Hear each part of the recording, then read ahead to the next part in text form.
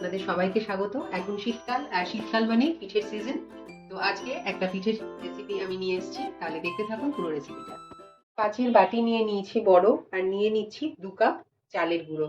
1 cup দিয়ে দিলাম, আর 1 cup দিচ্ছি। স্বাদ অনুযায়ী দিয়ে দিচ্ছি নুন, মিশিয়ে নিচ্ছি। কুসুম গরম জল নিয়েছি, আমি অল্প অল্প করে দেব, আর হাত দিয়েই আমি মাখিয়ে নেব প্রথমে।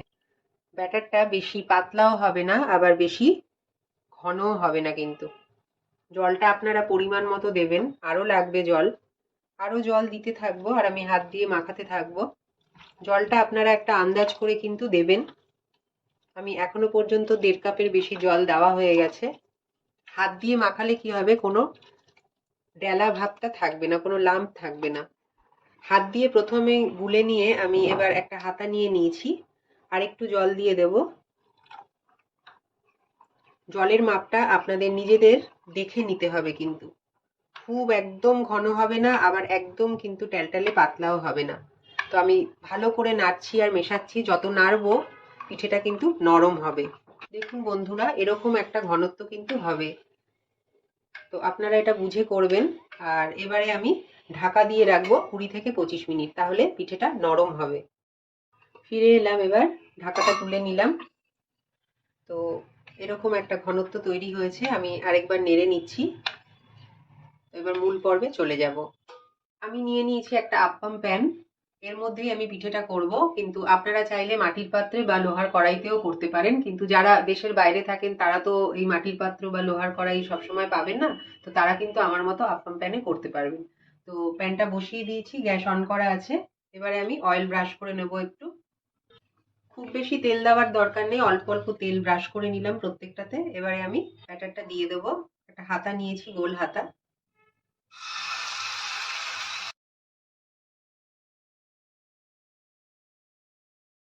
সবগুলোর মধ্যে আমি দিয়ে দিয়েছি। এবারে আমি ঢাকাটা দিয়ে দিচ্ছি, আর গ্যাসের ফ্লেমটাকে লো করে দিয়েছি। মিনিট 5-6 মতো হবে। ফিরে এলাম 5 মিনিট পর, ঢাকাটা তুলে নিচ্ছি। তো সবগুলো এবার আমি উল্টে দেখাবো আপনাদের। এই দেখুন বন্ধুরা, সুন্দর কিন্তু হয়েছে। তো এবার আমি এই পিঠেগুলো তুলে নেব, নিয়ে আবার নেক্সট গুলো দেব। আবার একটু অয়েল ব্রাশ করে নিচ্ছি, আবার সেম ভাবেই ব্যাটারটা দিয়ে দেব। আবার আমি সেম ভাবে দিয়ে দিচ্ছি সবগুলোর মধ্যে।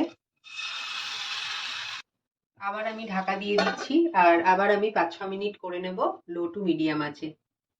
এটা তুলে নিচ্ছি। দেখুন এবারের পিঠেগুলো আমার হয়ে গেছে। তো গ্যাসের ফ্লেমটাকে এবার অফ করে দিলাম। তো এবার নেক্সট পর্বে চলে যাচ্ছি।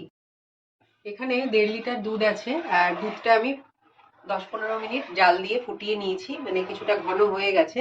এখানে দিয়ে দিচ্ছি আমি একটু এলাচের গুঁড়ো। এলাচের গুঁড়ো না দিলেও হয়, যেহেতু আমি পাটালি দিয়ে করব, আবার দিতেও পারেন একটু, আরো সুন্দর ঘ্রাণটা আসবে।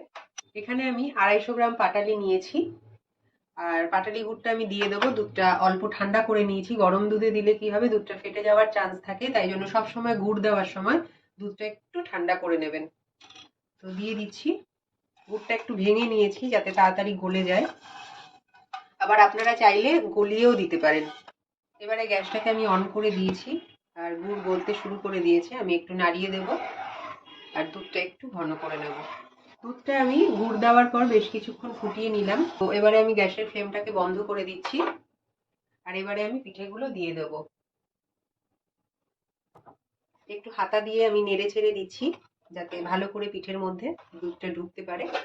তো এবারে আমি ঢাকা দিয়ে দেব, আর ঢাকা দিয়ে আমি 2-3 ঘন্টা এইভাবেই রেখে দেব। তো বন্ধুরা, তৈরি হয়ে গেছে আমার আজকের দুধ চিতই পিঠে।